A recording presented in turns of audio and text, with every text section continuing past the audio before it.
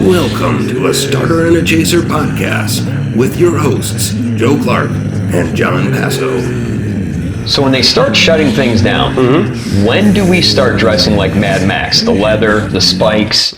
I mean, whose car's going first, dude? Hopefully it's soon, because I've got my assless chaps. Hey guys, yeah, all right. To a Starter and a Chaser podcast, where every week we review one whiskey and one beer.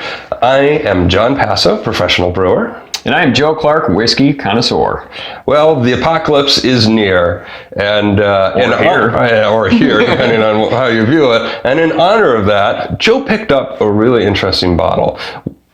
I think it's appropriate, actually, for the times. Yeah. It's the spirits of the spirits of the apocalypse, Walking Dead Kentucky Straight Bourbon, batch number 1. And slightly easier to pronounce is Mastheads Brewing Company Single Origin Coffee Stout. Let's just jump right into it. Okay. Spirits of the Apocalypse. As far as I know, it's Safe Zone certified. It is going to be 4 different batches coming out, and this is actually batch number 1. So they list it right here in the label, batch 1, and there are 4 kind of little icons, horse heads, and it's got the first one crossed out. So I'm guessing that's meaning batch number 1 currently. It is a Kentucky Straight Bourbon whiskey. It's owned by, if I don't say this correctly, Diageo Spirits. They also own Bullet and Johnny Walker and Crown Royal. So it's a big conglomerate. I believe they're one of the largest producers in the world, if not like top 3 or something like that. And there's not a whole lot of other information about this other than it's also by Skybound as a partner, and that is the studio that does? It's the company that produces the Walking Dead comics. Yeah, cool.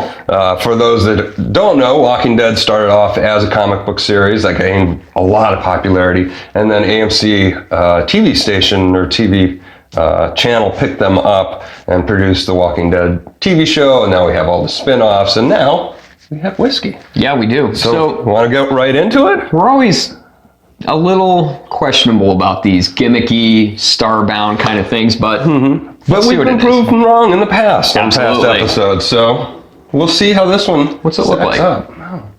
It's on the kind of the lighter side. Yeah. A little corn, a little gold, a little almost amber tint to the edge of that. Yeah. Not super dark, not super light. Kind of, it's a little on the lighter side, but not too light. Thick.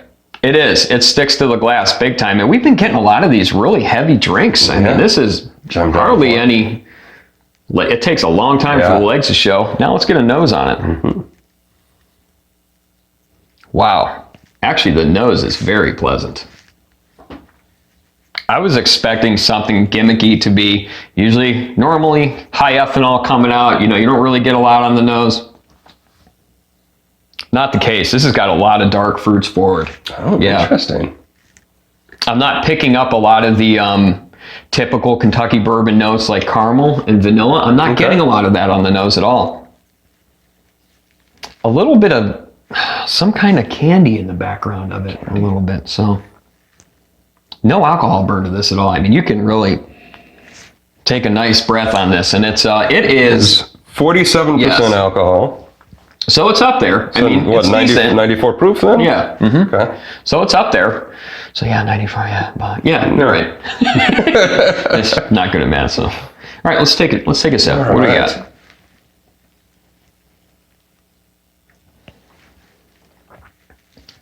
A lot of wood up front. Wow. Yeah. But dark fruit. Hello, cuts barrel. Right through. Yeah. Wow. A lot of char to it up front. Yeah. Almost chalky char, but it cuts right into the fruit, and this is really good.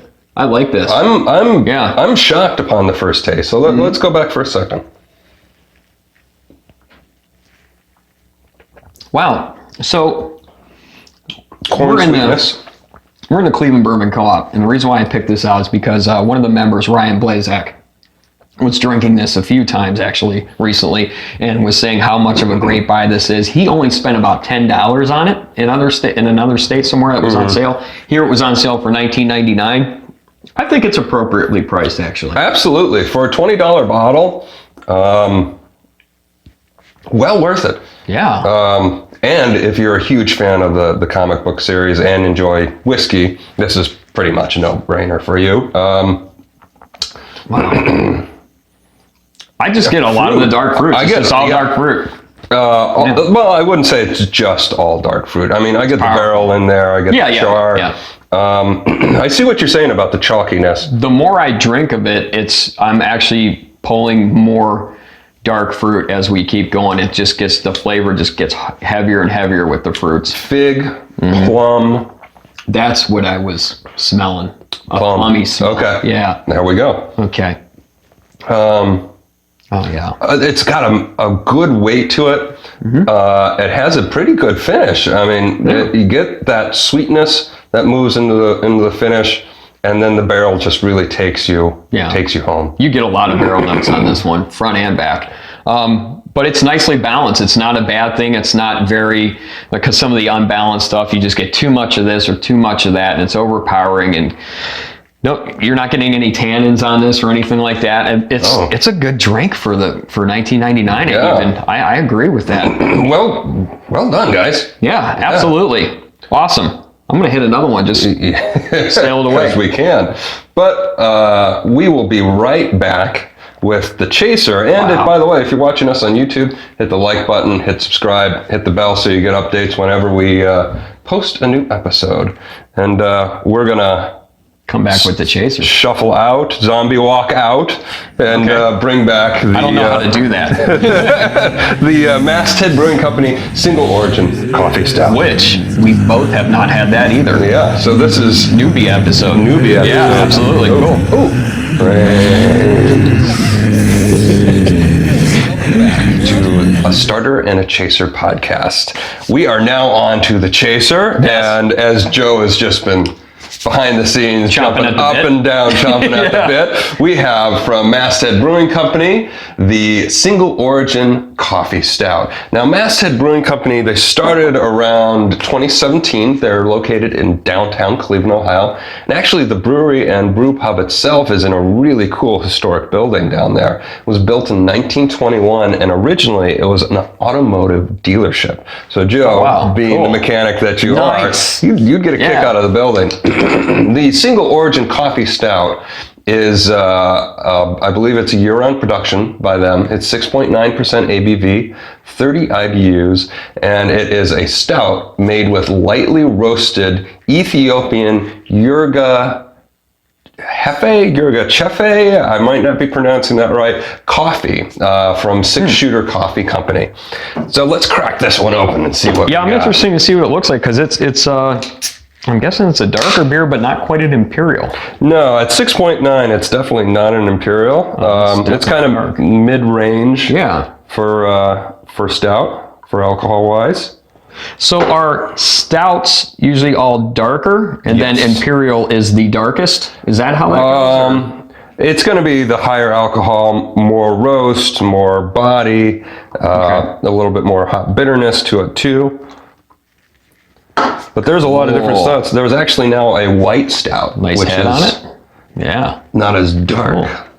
Yeah, good head. Yeah. It's pretty dark. I think I'm going to like this too. We'll see. Let's see. Joe's been digging on the stout. So what do you get on the nose here?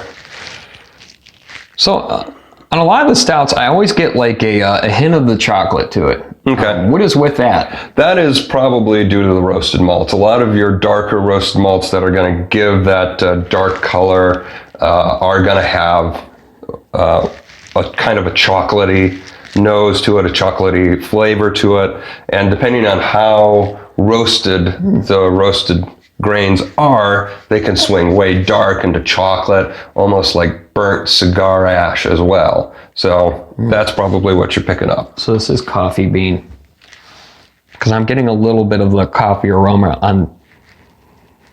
Yeah, it's like a chocolatey coffee kind of smell to it. Pretty, I guess, what it is supposed to be. So the signature of this particular type of coffee is it has a smooth kind of floral note to it, but also it's very wine-like as well. Ooh. So we'll see if that comes through on Let's see if it does. On the taste. Like now.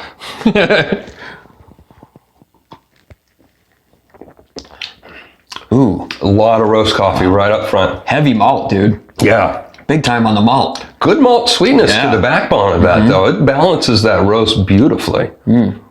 Yeah.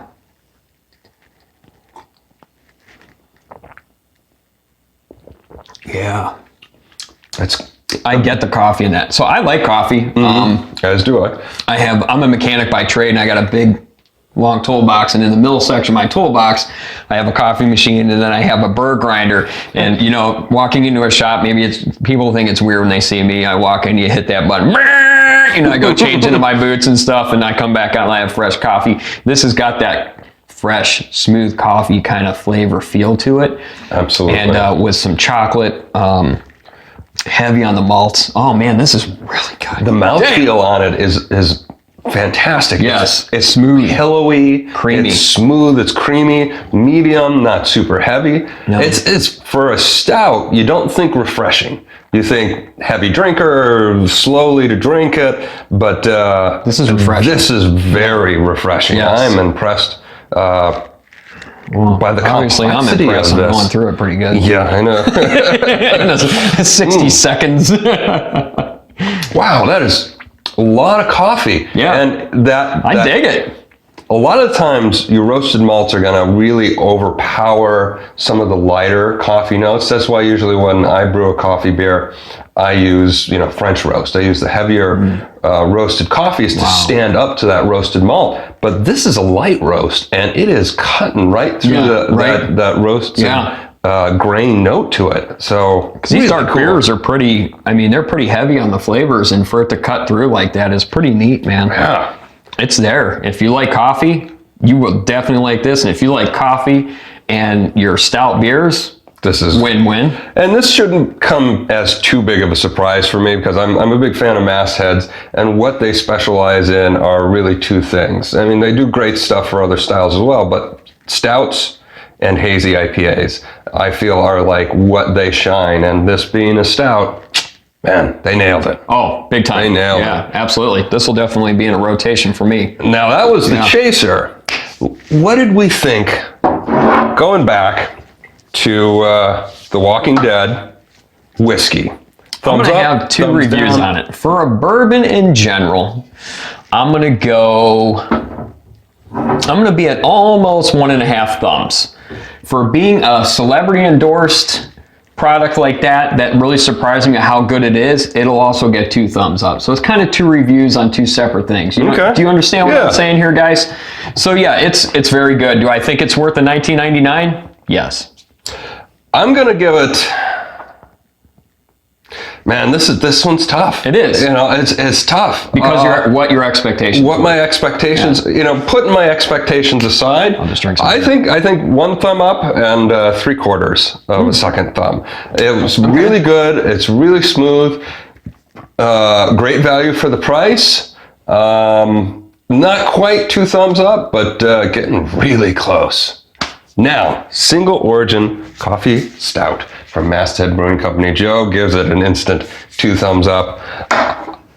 I am shocked about how smooth and easy drinking that is. Yeah. 2 thumbs way up. Man, that is a cool beer. Awesome beer. Yeah. Awesome beer. I'm digging the stouts. I'm telling you, man.